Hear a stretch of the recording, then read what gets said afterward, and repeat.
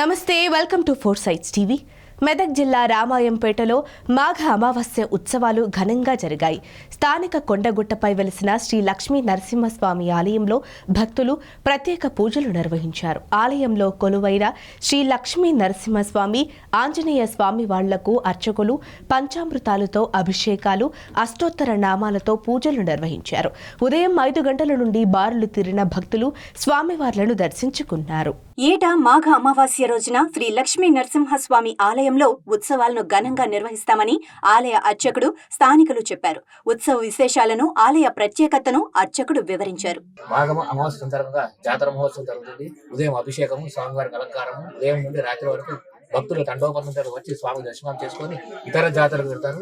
ఈ గుడి 100 సంవత్సరాల పూర్వం స్వామివారి స్వయంగా వెలిసిన గుడి కావున భక్తులందరూ వచ్చేసి స్వామిని ఇచ్చేసుకొని అనుకూలాలు, ఆరోగ్య కృపాకటాక్షాలు వీక్షించాలని కోరుతున్నాము. జై శ్రీమన్నారాయణ, నమో నారసింహ. మున్సిపాలిటీకి ఈరోజు మాఘమామాస్య శుభాకాంక్షలు ప్రజలందరికీ.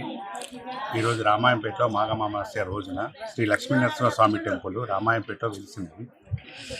స్వామివారి దర్శనం కోసము భక్తులు పోటెత్తినారు.